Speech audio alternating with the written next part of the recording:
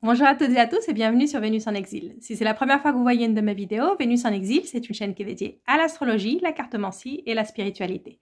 Si vous aimez ce genre de contenu, je vous invite à vous abonner et à cliquer sur la petite cloche pour ne rater aucune de mes prochaines vidéos.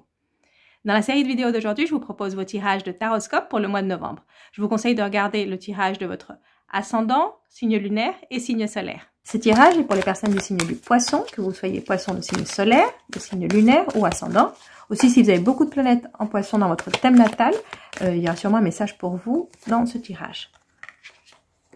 Donc, on va commencer par cette première carte qu'on va voir à la fin de votre lecture et qui nous donnera soit une perspective sur votre lecture ou peut-être un message additionnel, on verra.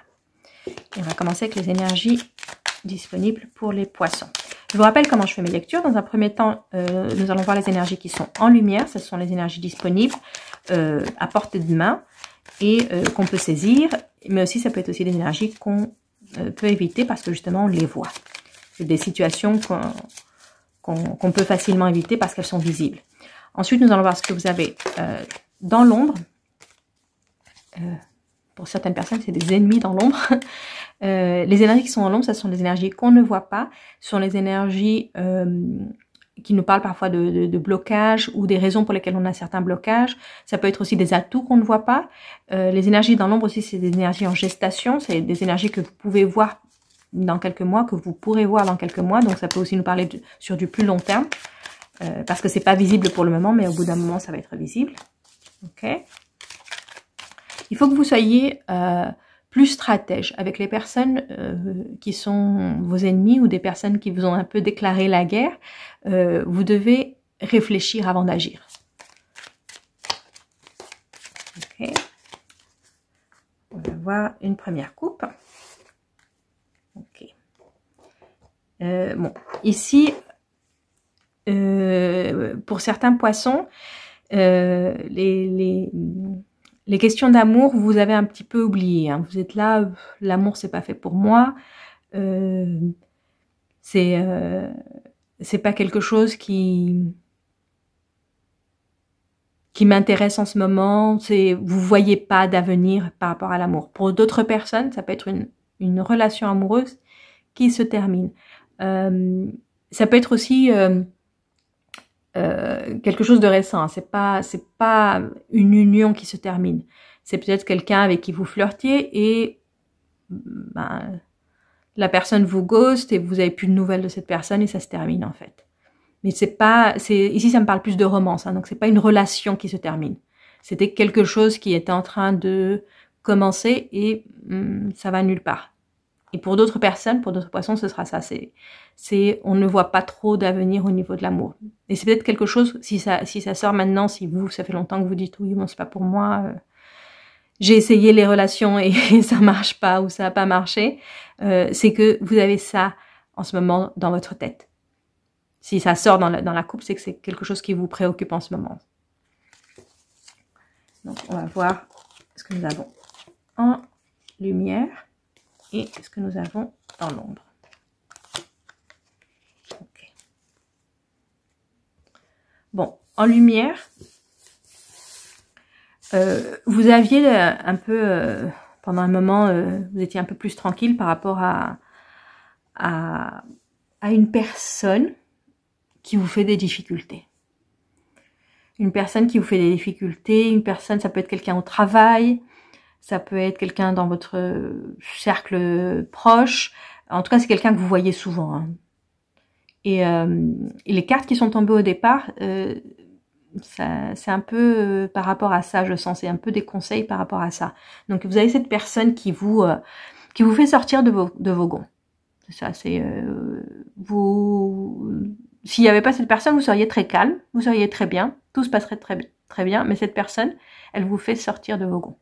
Donc là, ça nous dit, faites attention au stress que vous provoque cette personne, essayez de pas laisser cette personne vous affecter. Et comme la carte de l'intelligence nous a dit, il faut que vous soyez un peu plus stratège avec cette personne. Parce qu'elle va pas partir, hein, elle va pas arrêter, on va dire. Elle va essayer de trouver un moyen pour continuer à vous embêter.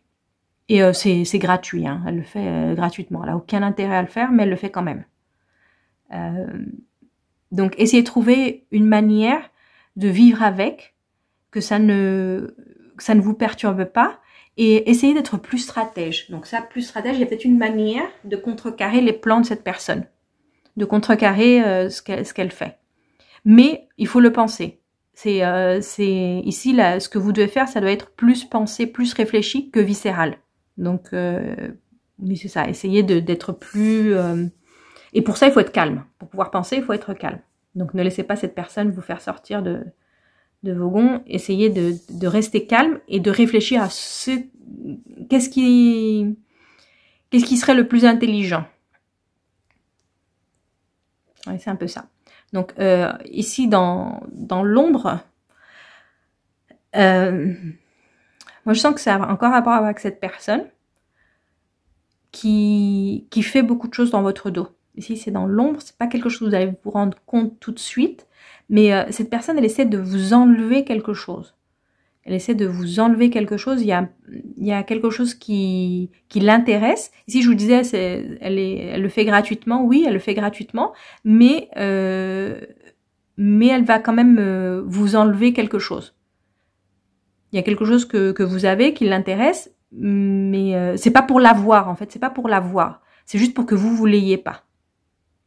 Donc, si c'est au travail, ça peut être une personne qui vous jalouse au travail et qui voit que vous avez une opportunité de faire quelque chose, et elle va tout faire pour que vous n'ayez pas cette opportunité, mais pas parce que cette personne va pouvoir prendre votre place, parce qu'elle va pas prendre votre place. C'est juste pour que vous l'ayez pas.